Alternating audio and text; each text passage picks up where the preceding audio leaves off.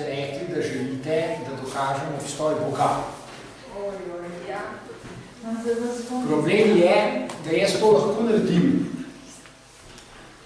ker to znam narediti. Nisem pa čisto prepričan, če bom to naredil na tak način, da boste vi to razumeli. Ampak bom vse to poskusil. Ne vem tudi natančno, zakaj bi bilo to za vas pomembno, oziroma zakaj je za vas pomembno, ampak domnevam, da imate kakšno idejo, da je to dokazovanje obstoja Boga za vas pomembno. V zgodovini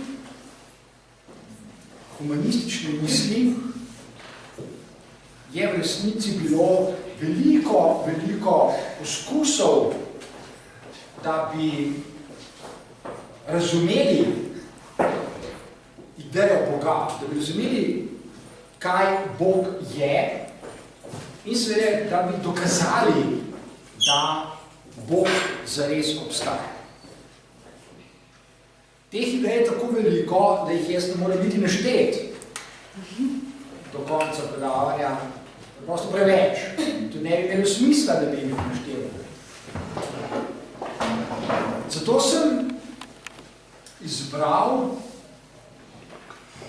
en film in eno knjigo. Iz množice sem izbral samo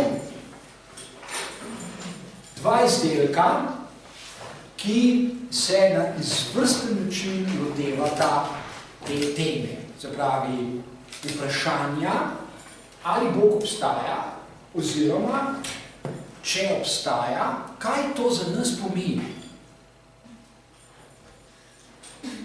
Kaj sledi, če dokažemo, da Bog obstaja? Filma vam seveda ne smem pokazati, zato ker gredo tale predavanja na YouTube in bi nas preganjali, ker je to nelegalno. Zato vam bom pokazal samo nekaj slik iz tega filma in jih komentiral. Jaz vam poskusil to narediti na tak način, da boste lahko sledili. Če ne boste mogli slediti, povejte, morate, da razumete, da je to za vas prezahtevno, pa bomo potem probali na drugačen način. A je vedno? Ok. Zadeve se bomo torej lotili iz 2 zornih kotov. Najprej bomo pogledali par slik.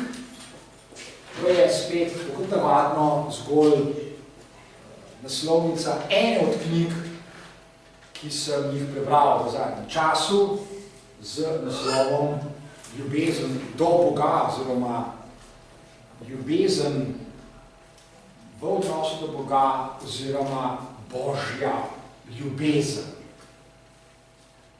To je ena od knjig. Jaz takih knjig prebral ogromno, to je samo eno. Tukaj desno vidite, je en citat iz Biblije. En citat, ki že zelo dolgo časa zaposluje množico razlagalcev, množico ljudi, da bi dojeli, kaj ta citat pomeni. Kajti, na prvi pogled je zelo nenavaden, zelo težko je razumeti, kaj hoče od nas. Kajti, vidite, da gre za neko zahtevo. Gre za zahtevo, ki se naslavlja na ljudi. Od ljudi se torej pričakuje, da bodo ljubili Boga. Da bodo ljubili z vsem srcem. Da ga bodo ljubili z vso dušo, in z vsemi močmi. To je zahteva. Je napisana v Bibliji. In ta zahteva se naslavlja na slehernika, na vsakega človeka. Pričakuje se, da bodo ljudje znali, zmogli ljubiti Boga z vsem, kar premorejo, z vsemi močmi, z vsem srcem. Torej, brezpogojno. Zdaj, če nekdo reče, da morate ljubiti Boga, je to zelo nenavadna zahteva, kaj ti ljudje niso navajeni, da kdo pričakuje ali celo zahteva ali ukazuje ljubezen. Ljubezen, smo prepričani, taka je naša izkušnja, je nekaj, česar ne morete ukazati nekomu. Ker imate takoj spontani občutek, da to ne gre skupaj. Če vam nekdo reče, ti moraš ljubiti soseda ali pa nekega človeka, bi se verjetno takoj uprli in bi rekli, to ne gre tako, ne moreš mi kar ukazati.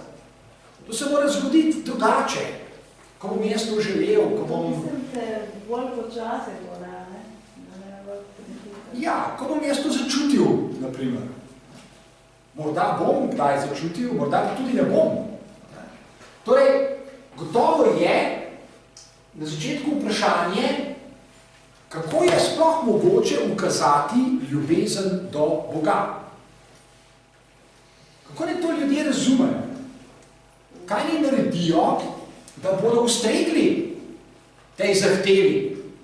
To ni enostavno vprašanje. Verjetno se strinjate z mano. To je zahtevno vprašanje, težko vprašanje.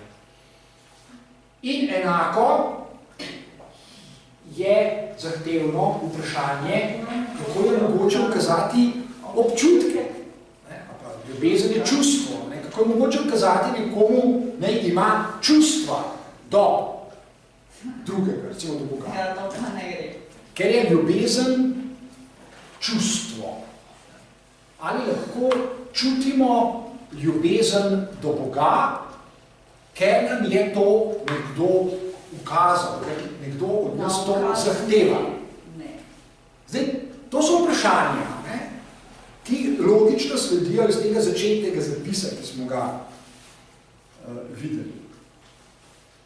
Zdaj, kot sem rekel, v zgodovini so se številni ljudje ukvarjali s temi vprašanji, ker bi radi odgovorili na nje in dobili dober odgovor. Se pravi, dober odgovor, kako ljubiti Boga.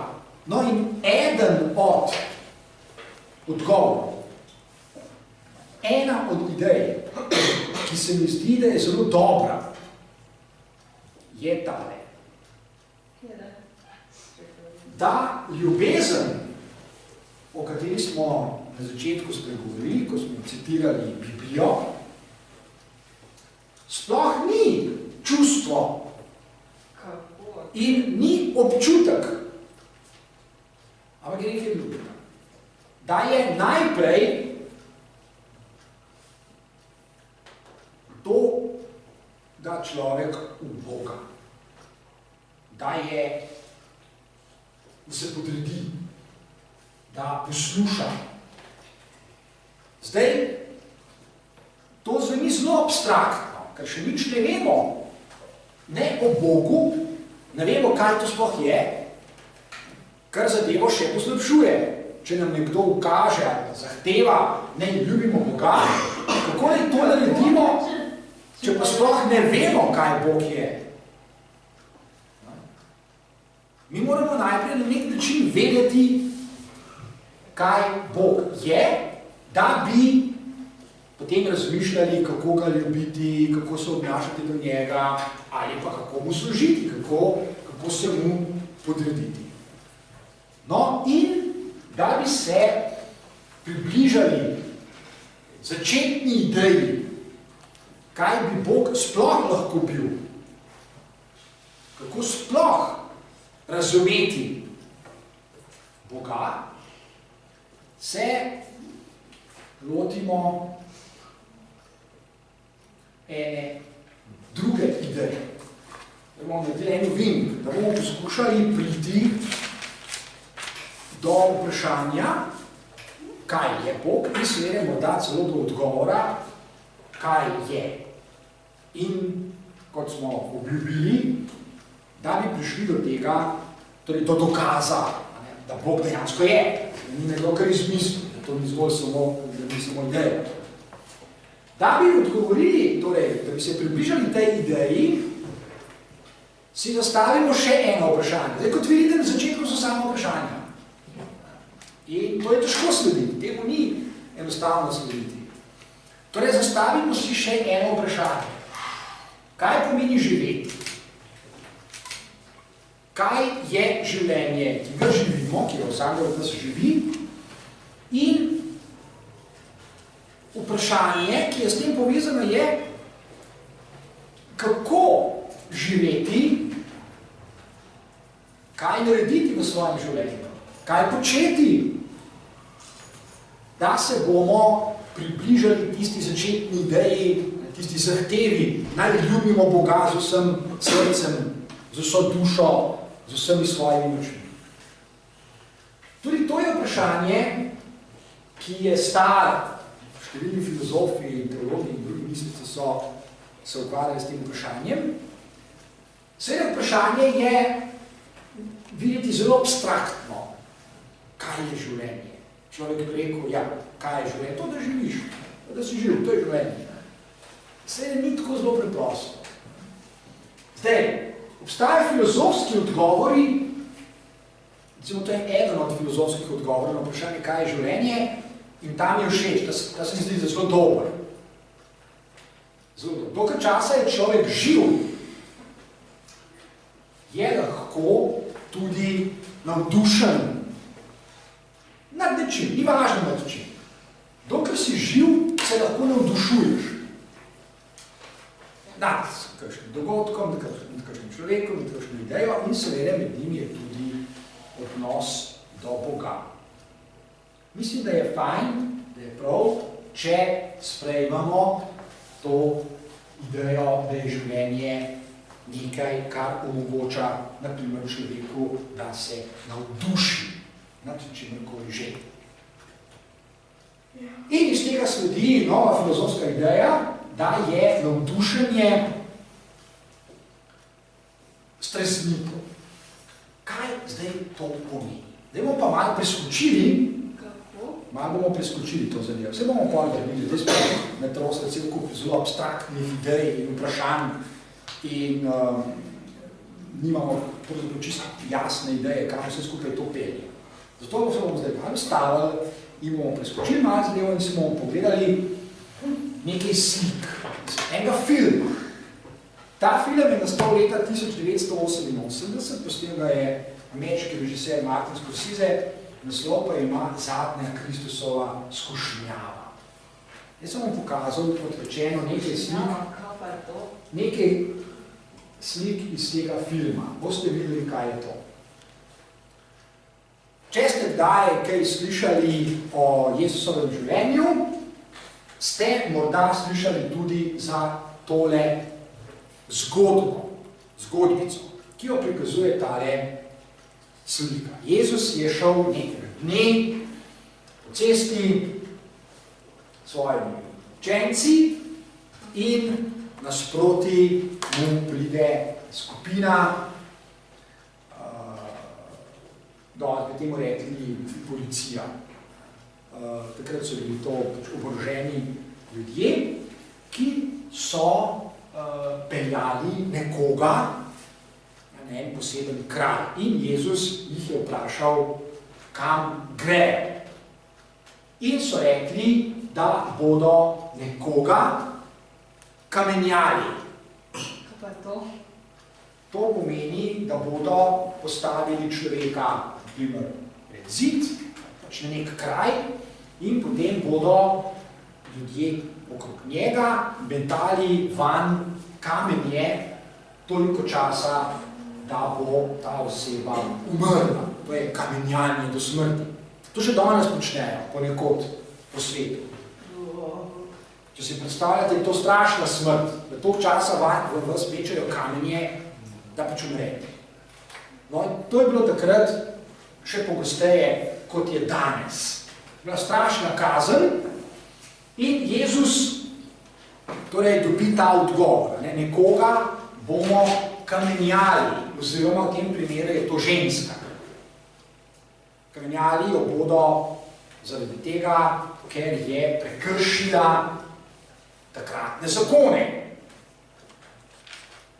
In so jo obsodili torej na to smrt. In tukaj vidite Jezusa, ki ima v rokah kamenje. V vsaki roki ima en kamen, kajti, ko je Jezus slišal, kaj so rekli, da bodo pač kamenjali to žensko, ker je prekršila njihovo postavo, je rekel, oziroma postavil se je prednje in jasno je bilo videti, da tega ne bo dovolil. Da Jezus tega ne bo dovolil, zato je rekel, naj v to osebo, v to žensko, ki jo hočejo kamenjati do smrti, vrže prvi kamen tisti, ki je brez greha.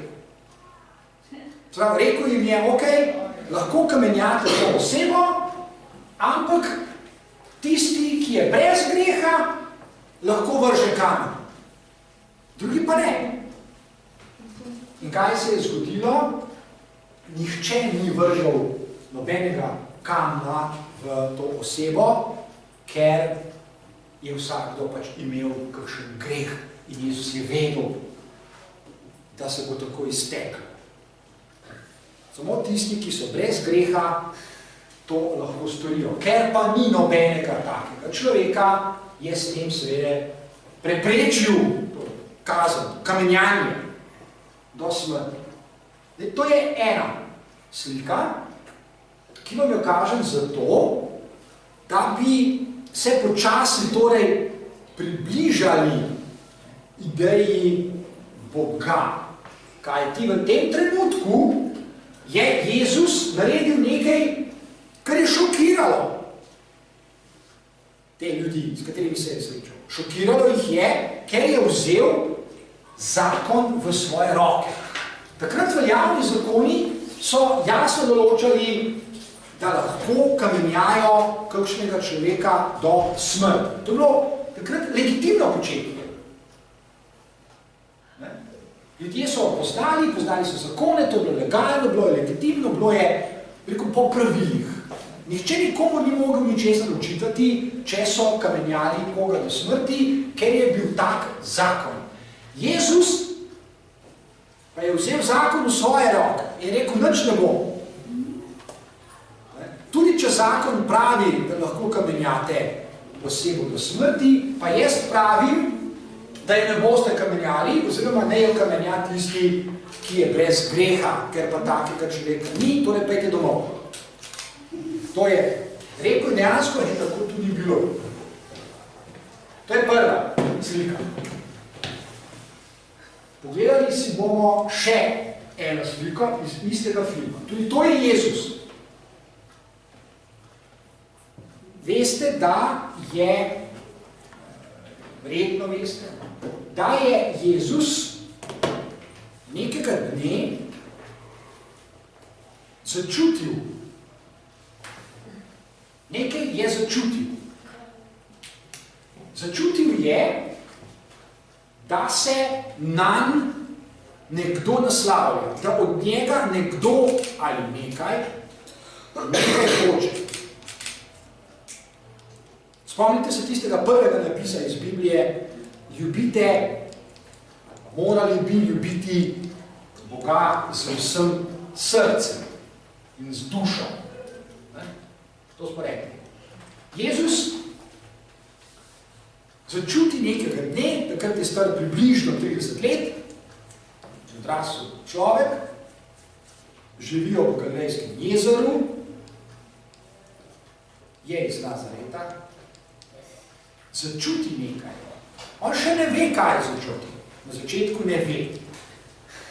Na začetku je bil občutek. Občutek, da nekdo ali nekaj od njega nekaj hoče. Jezus ne ve, kaj bi to bilo, zato gre v puščavo. Gre v puščavo, v samoto. Za 40 dni gre v puščavo. Zakaj gre v puščavo? V puščavo gre zato, da bi si prišel na jasno, odkot ta občutek in kaj pomeni, da bi si razčistil. In če ste brali Biblijo, veste, da v Bibliji piše, da ga je v puščavi, kjer je bil 40 dni, skušal hudič. Kaj pomeni, da ga je skušal? Eno od imen za hudiča je skušnjavec. Kaj je skušnjava? Gotovo to besedo poznate in veste, da kdaj pridete v skušnjavo. Naprimer, v luči tega, o čemer se mi tukaj pogovarjamo vsak četrtek, bi lahko rekli, da včasih pride človek v skušnjavo, da bi se najedel, naprimer, sladkih stvari. A bi to lahko rekli? Da je človek v skušnjavi, potem ko poje 2 krofa, da bi pojedel še 3. Ok, to je skušnjava. Zdaj, skušnjava je neka želja, da bi nekaj storil, hkrati ti pa en del tvoje duševnosti pravi, upri se skušnjavi. Raj tega ne naredi, ker to ne bo dobro. A drži? Ok, torej se lahko ljudje znajdemo pred skušnjavo, lahko pa se tudi vsaj poskušamo upreti skušnjavi. To drži. Poskušamo, ni vedno lahko, ampak včasih, recimo, če imate pred seboj 3 krofe, pa roka seže po krofu, rečete ne roka, ne, raj ne, smo že 3 pojedali, je bilo čisto dosti, raj ne, roka ne naredi tega. Ne, tako se upremo, recimo, to je eden od način. To je kako drugače, če se kaj poznate, recimo, še eno drugo zgodbo iz antične Grčije. Morda veste kaj o Odiseju, ste kdaj slišali za Odiseja?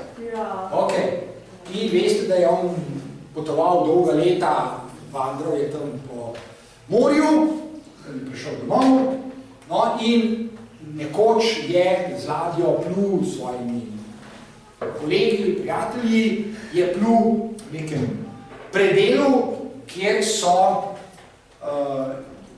zelo na tak poseben način morske sirene skušale vojake oziroma mornarje, skušale so jih, da bi, ker so igrale na inštrumente in tako lepo pele, da so mornarji prišli v skušnjavo, da bi prišli do njih, so skočili v morje in se potem razleteli na tistih čereh in skalah in tako dalje. In Odisej je rekel, in seveda mornarji so to vedeli, ne, da jih čaka pač ta skušnjava in so si završili ušesa z voskom, zamaški, vse, da ne bi slišali, da ne bi prišli v skušnjavo, ker potem bi umrli, ja, ne. Odisej je pa rekel, no, jaz pa ne bom tega naredil, vi mene privežite k jamboru, ne, privežite me z vrni, da ne bom skočil čez krov, ker pač bom privezan, ne bom mogel. In če vas bom prosil, da me odvežite, tega nikakor ne smete narediti. Ker je hotel slišati te sirene. In dejansko se to tudi zgodilo. Hotel je skočiti v morje, ker ga je zapeljalo, to, kako so sirene pele in igrale, vendar je bil privezan in vojaki oziroma mornarji ga niso hoteli odvezati, čeprav jih je prosil, in je pač preživel to skušnjavo. Tako včasih, recimo, se v skušnjavi upremo tako, da rečem na roki ne, recimo, ne, ali pa se damo privezati, recimo, k radiatorju. To je eno od možnosti, ne? Če ne moramo se čisto upreti sami, pa rečemo svojim prijateljem, ne? Jaz bom zdaj v skušnjavo padel, in bom hotel pojesti eno sredo krofov, daj me raj preveš k radiatorju, da ne bom mogla roka do... A bi lahko to naredili? Ali bi sicer zgledali grobo, pa to čudno, ampak da bi se pa se sklicvali vodi se. No, v glavnem gre nazaj. Jezus gre v puščavo in tam ga skuša hoditi. To je metafora. Kaj to pomeni? To pomeni tole. Zdaj pa dobro poslušajte, ker to zelo pomembno, kar bomo zdaj povedal. Za naše razumevanje Boga in ljubezni do Boga. Jezus vse v 40 dneh hudič prikaže v različnih oblikah. Hudič to lahko naredi. Ja, tak je, to je tako bitje, ki lahko prevzame različne oblike in se prikaže človeku, da bi zapeljal človeka, ker hudič je skušnjavec. V puščavi hudič želi vplivati na Jezusa, da bi se vrnil domov in da bi živel še naprej tako, kot je živel prej.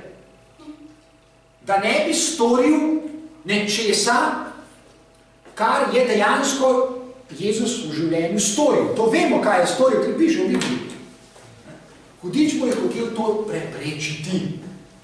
Zato se mu je prikazal v različnih oblikah, da bi Jezus podlegal skušnjavi in da bi šel domov. In da bi rekel, vse ni bilo več razga, grem jaz naprej, živeti tako, kot sem do zdaj živel. No, in ena od oblik, v kateri se prikaže Jezusu skušnjavec, ali hudič, je tudi ogenj. Je tudi ogenj. Okay? Ja, sej upirati se skušnjavam ni tako enostavno, ne? Zato pač poskušamo prikazati logiko skušnjave na dramatične načine, ne? Zato da bi prepričali ljudi, kaj to pomeni. No, torej, Jezus se je uprl vsem skušnjavam. Ni podlegal nobeni skušnjavi. Okay? In potem, ko je prišel iz puščave domov, je vedel,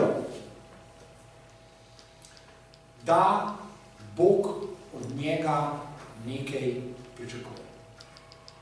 On je vedel, da nekaj pričakuje. Takrat še ni vedel, kaj pričakuje. Tako se začne človekov odnos do Boga. Ne vemo, kaj Bog je, zaenkrat ne vemo, kaj je. Imamo pa občutek, da obstaja in da nekaj hoče od nas. Zato je zelo pomembno, ker ponavadi ljudje razmišljajo ravno obratno. In sicer, da oni nekaj pričakujejo od Boga. In reče, Bog naredi nekaj, uresniči mojo željo, pomagi mi, ali kaj podobnega. V resnici pa Bog nekaj pričakuje od ljudi. Bomo se povedali. Kaj pričakuje? Bog pričakuje. Ampak delno bi zdaj že lahko sklepali, kaj pričakuje, ker smo prebrali na začetku ti zapis iz Biblije, da ga ljubimo z vsem srcem in tako dalje. To je že prvi odgovor. Kaj Bog pričakuje od nas? Da ga ljubimo z vsem srcem, z vso dušo. Okay? Ampak mi še vedno ne vemo, kaj to sploh je. Bog. Oziroma, ali je? Ne vem, tega še ne vem.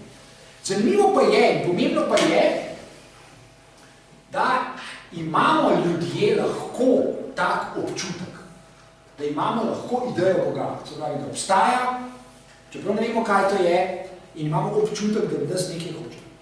Kaj bi še lahko rekli, da Bog od nas hoče? Bog od nas pričakuje, da bomo v življenju živeli za višje cilje, kot pa so začetni in enostavni in preprosti cilji, kot je, ne vem, jesti dobro, piti, ne vem, biti na internetu, gledati televizijske zaslone ali kaj podobnega. Tega Bog gotovo ne pričakuje od nas. Bog pričakuje, da bomo naredili kaj več v življenju. To že lahko rečem.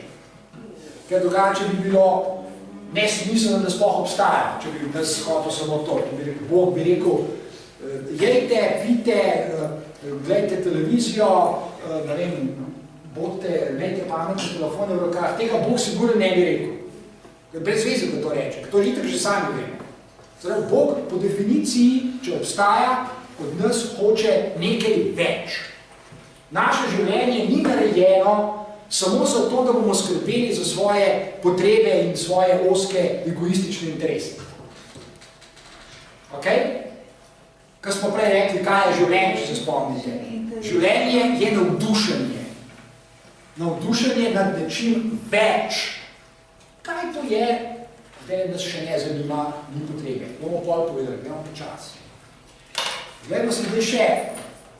In potem Jezus, kot veste, začne zbirati okrog sebe učence. In hodi iz kraja v kraj in ima govore. To je vse, kar počne. Ima govore. V Bibliji tudi piše, da dela razne čudeže in tako naprej, ampak to nas zdaj ne zanima. Dela govor, govori, nekaj pripoveduje. Kaj so ga nekaj? In veste, tukaj levo od njega je Juda. Zelo pomembna oseba. Izjemno pomembna oseba. V glavnem, Jezusa na koncu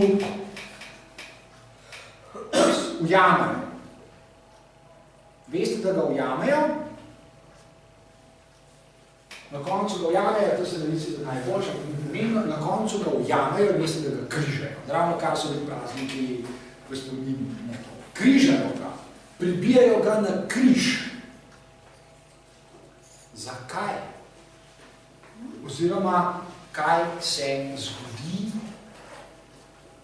po tem? Ko Jezusa pribija na križ, ko Jezus umre, se zgodi nekaj nenavadnega in to tudi piše v Bibliji. In sicer tretji dan vstane od mrtvih. In prva oseba, ki se ji prikaže, je Marija Magdalena. Je Marija Magdalena. Marija Magdalena je bila učenka. Bila je njegova učenka. In ko je šla pogledat v grob, kjer je bilo Jezusovo telo, Jezusovo truplo, je videla, da je grob prazen. In v tistem trenutku se ji Jezus prikaže in reče, molim tangere, to me zdaj ne bo zanimalo, kaj to je, ni pomembno, prikaže se ji, to zdaj nas ne zanima, je preveč abstrakt. Prikaže se ji. In prikaže se še številnim drugim. Med drugim je pomembno tole, še ena zadeva, ki je izjemno pomembna za razumevanje Boga. Reče namreč, to reče že prej, sicer, reče svojim učencem, reče tole. Kjer bosta dva ali pa več ljudi, ki se bodo ljubili med seboj, bom jaz med njimi. Tudi potem, ko bom umrl. Torej, kjer bosta dva, ki se bosta ljubila med seboj, bom jaz kot Sveti Duh med njima. Jezus se torej vrne kot Sveti Duh, ki je med ljudmi vselej, ko se ti imajo radi, ko se ljubijo med seboj. To so Jezusove besede. Zdaj pa že lahko rečemo nekaj zelo pomembnega. Namreč, da je ljubezen, o kateri smo govorili čisto na začetku, ljubezen do Boga, ljubiti bi morali Boga, in potem smo rekli, da to ni čustvo, da ni občutek, ampak da je podrejenost, da je uboganje. Bogu se podredimo. Bog je, to bomo še povedali zdaj, v nadaljevanju, ker bomo prišli do tega, kaj Bog sploh je. Zdaj že lahko rečemo, Bogu se podredimo, ker ne more biti slehernik, ne more biti drug človek, ne more biti neko bitje in tako naprej, preprosto ne more biti. Je nekaj drugega, je nekaj, kar nas presega, je nekaj, čemu se lahko samo podredimo. In to je ljubezen do Boga. Lepota tega pa je, da je ljubezen do Boga že ljubezen do drugega človeka. Ker je Bog med njima, ko se ljubita. Jezus to rekel. Bog kot sveti duh je med dvema človekoma, ko se ljubita, kar pomeni, da Boga ljubimo že s tem, ko ljubimo drugega človeka. Izjemno pomembna ideja. Ok, zdaj pa probajmo pogledati, kaj bi Bog sploh bil, kaj to je. Kot sem na začetku rekel, pokazal vam bom nekaj slik iz enega filma, to sem že naredil, zdaj bom pokazal še naslovnico neke knjige. Naslovnica neke knjige, ki je nastala leta 1637. To je natanko tale knjiga. Jaz se lahko pohvalim, da imam seveda kopijo latinskega izvirnika te knjige doma. Imam celotno knjigo v latinščini. Ne. Imam doma. Dobil sem je takrat, ko sem pisal doktorat, ker sem jo prosto potreboval. To je knjiga, ki je napisal René Descartes, francoski filozof. To je on, leta 1637. Napiše tole knjigo in če znate latinsko, vidite, ker znamo, lahko to preverjamo, ja. Meditaciones de prima filosofija. Meditacije o prvi filozofiji. Okay? In qua dei existentia, se pravi, v kateri je obstoj Boga, et anime immortalitas demonstratur, kar pomeni meditacije o prvi filozofiji, v kateri je dokazan obstoj Boga in nesmrtne duše. To je knjiga, ki jo je preprosto treba prebrati. Ok? In ker sem jaz prebral na mesto vas, zdaj lahko povem par stvari. Zdaj pa spet dobro poslušajte. So težke zadeve. Zelo zahtevne. So pa tudi zelo dobre. Vse se vidi. To morate razumeti. Torej, nekaj idej, takole, počas, po vrsti, nekaj idej iz te knjige, kako je razmišljal filozof, da bi dokazal obstoj nesmrtne duše in Boga. In to je tudi naredil. Prva zadeva. O tem smo pravzaprav zdaj že govorili, ko smo rekli, da Jezus najprej začuti v sebi nek občutek.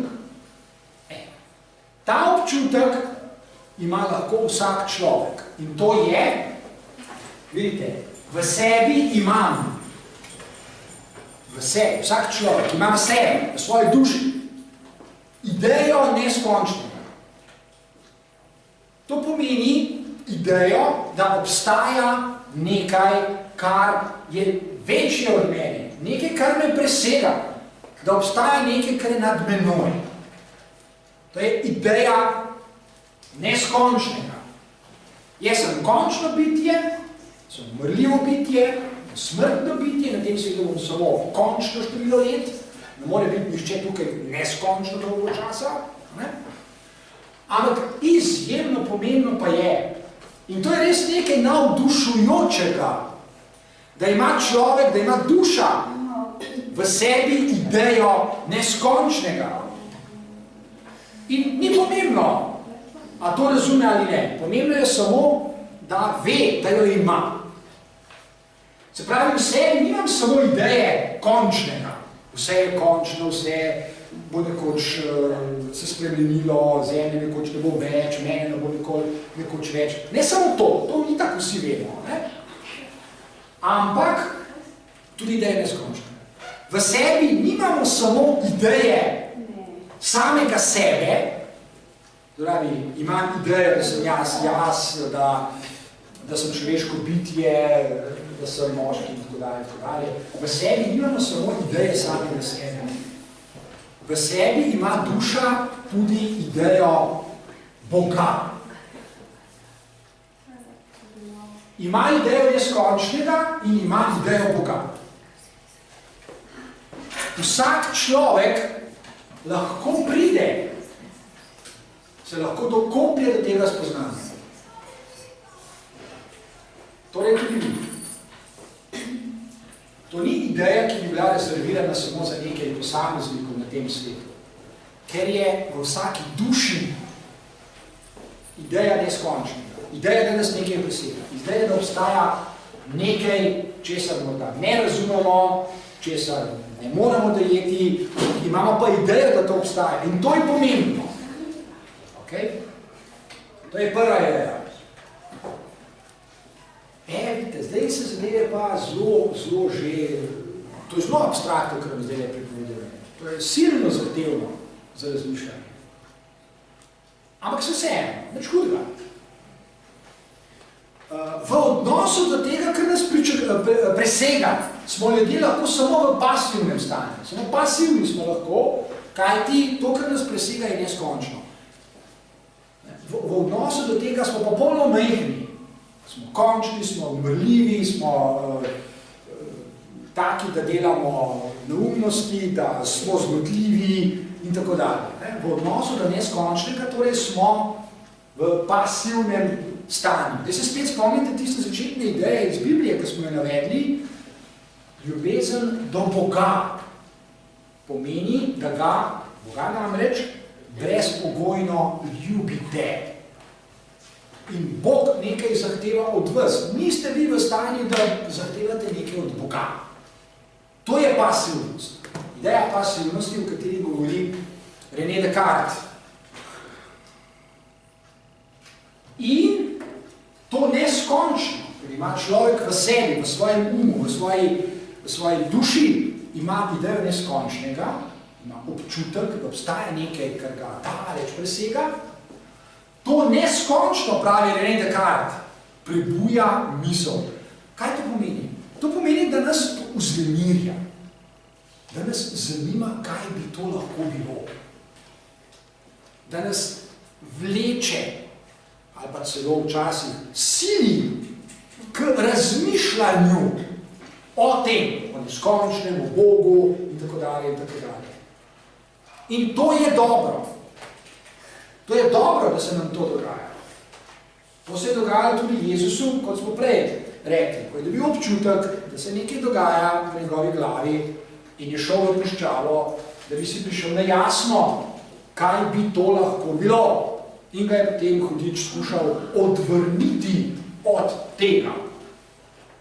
Torej, to, da neskončno v nas prebuja misel, se pravi, da nas sili k razmišljanju, je dobro. To je pomembna ideja, kaj ti človek bi lahko tudi rekel in marsikdo to tudi naredi, meni se pa naljub misel, to je brez veze, zakaj bi pa to počel, bom raje gledal televizijo. Lahko to reče in marsikdo tudi reče. In v redu, lahko to reče, prav, jaz sem več proti temu. Mene pa veliko bolj zanima tole. Jaz raje tole počnem, kot pa gledam televizijo. Raje razmišljam, kaj bi Bog ali neskončno lahko bilo. Ker je v tem nekaj dobrega. In Temu, kar je neskončno, tako Pridemo. Obstajajo matematiki, ki so dokazali obstoj neskončnih množic in z neskončnimi množicami se da tudi računati. Pridemo do konca. V tem je ravno lepota vsega tega, kar vas skušam povedati. To ni res, da ne pridemo. Ne, mečkaj drugače je. Je pa to zahtevno, je težko to misliti. In sicer, res je, to, kar smo ravno kar slišali, da se s tem, ko začnemo razmišljati o neskončnem, rojeva želja, da bi to tudi dojeli, razumeli in tako naprej, vendar te želje, ja, tukaj se strinjam, te želje ni mogoče zadovoljiti, ker smo končna bitja. Nikoli ne moramo dovolj dolgo časa živeti, da bi do konca in povsem dojeli neskončno. Ker potem bi morali neskončno dolgo časa živeti. Ker to ne moramo, torej drži, ampak to drži samo delno, dragi moji, in samo delno, ne pa v celoti. Zato se ne smemo pri tem ustaviti. Torej, rojeva se želja, ki je ni mogoče zadovoljiti. Vendar, ta stavek ima nadaljevanje, ki pa je res izvrstno. In s tem bomo povezali vse, kar smo danes povedali, v celoto. To je res želja brez konca. V redu. In tle bi se spet lahko ustavili, pa bi rekli, dobro, pač, tako je, kaj moraš, tako je življenje, salavi, pač, bomo pač naprej živeli, tako da bomo gledali televizijo, pa malo brskal po medmrežju. Ampak ni čisto tako. Zato je tale knjiga zelo pomembna. Ker če bi bilo samo tako, bi ta knjiga brez vedeli. Ker to so ljudje vedeli že prej. René Descartes je nadaljeval razmišljanje in povedal še nekaj dobrega, oziroma nekaj izvrstnega, nekaj pomembnega. Namreč, ta želja je po definiciji želja po dobrem. Želja po neskončnem. Želja, da bi razumeli Boga. Želja, da bi zadovoljili to željo. Je želja po dobrem. Lepota tega pa je, da željo po dobrem pa lahko zadovoljimo. Mi redo ne moramo. Ali, če se vrnemo še malo nazaj, kot je rekel Jezus, kjer bosta dva, ki se bosta ljubila, bom jaz med njima. Bog ni neskončno daleč in nikoli ne bomo mogli do njega. Ne, ni res, Bog je tukaj. Kjer sta dva, ki se ljubite, tam je že Bog. Kot Sveti Duh, to so Jezusove besede. Željo po neskončnem je mogoče zadovoljiti, ker je to želja po dobrem. Se pravi, ko človek naredi nekaj dobrega, je to željo že zadovoljil. Ni res, da je ne more. In želja po dobrem je želja neskončnega ali Boga. Kaj torej, zdaj pa lahko sklenemo, kaj Bog hoče od nas? Dobro. Bog hoče od nas, da delamo dobro. Želja po Bogu, da bi se dokopali do ideje Boga, kaj to sploh je tako dalje, je želja po neskončnem in je želja samega neskončnega. Zdaj, jaz vem, da je to ne tako zapleteno, da je to že zelo težko razumeti, ampak več hudega. To boste nesli seboj in boste o tem razmišljali in bo ta še vse življenje. Ali pa se boste vsaj vračali v tej ideji. Spravi, ključna ideja, ki sem vam hotel povedati, je, da je želja brez konca, želja po dobrem, že želja samega neskončnega, ki se naslavlja na nas. In jo lahko prepoznamo. Ops, ali smo pa že kar končali. Pa ne bi se. Ampak vse. Ja, pa smo. Začudno. Samo vprašanje. Prosim. Kako je Bogov? Bog je po definiciji samo eden. V tej religiji? Ne. Splošno. Nobena religija ne more reči, to je naš Bog, on je pa vrš. Bog je po definiciji samo eden, ker je neskončno samo. Se pravi, Bog je neskončnost. In ne moreš reči, ta neskončnost je moja, pa še ena, ki je tvoja. Ne more biti, ker potem bi bila, ne bi bila reč neskončnost, bi bila omejena. Ena neskončnost je konc, od tle naprej je pa tvoja. Bog ni neskončen. Torej, Bog je neskončen in je en sam po definiciji. In mi smo temu podrejeni. Prosim. Ja, če sta usporedno. Ne morate biti, ker morate biti omejeni. Tudi če sta usporedni, mora biti ene neki konc. Če imaš dve usporedni kolesnici, se predstavljaš, vključijo, ena kolesnica je tukaj, ena je pa usporedna tukaj. Ampak to pomeni, da je ene konc. In tle se konča, ker je široka samo tolikle. Torej ima mejo, ne? Bog pa nima meje. Ja, očitno ne. Ok.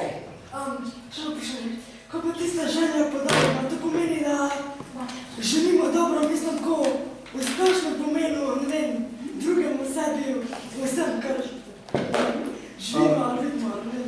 Želja po dobrem ni vezana na željo po konkretni osebi, da bi rekli, za to osebo je tole dobro, za drugo osebo je pa nekaj drugega dobro. Dobro, o katerem tukaj govorimo, je univerzalno. Naprimer, ljubezen je dobro. In ne moramo reči, da je ljubezen dobro za enega, za soseda pa ne. To se izključuje. Ljubezen je dobro za vsako možno bitje. Ne pa za enega je, za Francana pa nisto kraj. Prosim, Maša. Ko Boga le ljubimo, ne napeljavimo, da v Boga vajujemo, ne da ga le ljubimo. Ja, lahko in to rečemo. Ja, v resnici rečemo, da v Boga vajujemo, ampak to ne spremeni trditve, da Boga ljubimo, ker je verjetja, vera v Boga, izraz ljubezni do Boga. To ni nekaj, kar se izključuje. Ja, kako pa lahko Boga le ljubiti med njima? Ja, jaz sem upal, da sem to zadnji uri povedal. Boga ljubimo tako, da poskušamo dojeti, kaj je dobro. In Boga ljubimo tako, da poskušamo to, kar je dobro, tudi narediti. Naprimer, drugemu človeku. Ko to naredimo, s tem že izkazujemo ljubezen do Boga. Se pravi, s tem ne izkazujemo samo ljubezni do drugega človeka, ampak hkrati izkazujemo ljubezen do Boga. Ok? Kako pa vemo, kaj je dobro? Ja, to je pa težava, ki ni, torej včasih je mogoče to drobna težava, ko grutamo, kaj je to dobro. Naprimer, če imate, ali ko boste imeli svoje otroke, boste prijeli dojenčka v roke in boste, po mojem mnenju, zlahka dojeli, kaj je takrat dobro za tega otroka. Se pravi, tega otroka je treba nahraniti, treba ga imeti rad, treba iz njega skrbeti in tako dalje, in tako dalje. In to je dobro, gotovo, da je to dobro. Torej, v tem primeru ni nobene posebne težave odgovor na vprašanje, kaj je dobro. Ok? Se strinjamo? Obstajajo pa bolj zapletene situacije v življenju, ko pa ni tako enostavno odgovoriti, kaj je dobro. Naprimer, če nas skuša skušljavec, naprimer, kako bi nas lahko skušal? Naprimer, nekdo pride k meni in reče, dam ti, ne vem, 10.000 evrov, če, ne vem, posreduješ pri direktorju, zato da bom dobil službico. To je pa skušnjava, a ne?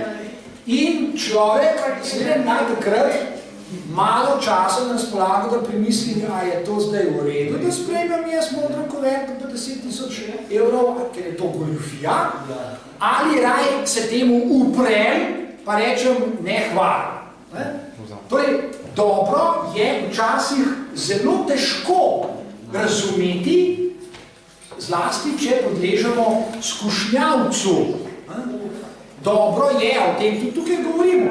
Recimo rečete, da imamo pa rojstni dan, zdaj bomo pa naredili eno 16-odstotno torto in bomo pojeli pol kile cukra, ker nam to paše. Potem se pa spomnite pa rečete, če kaj pa Rita nekaj govorila o nekaj predavanjih, ups,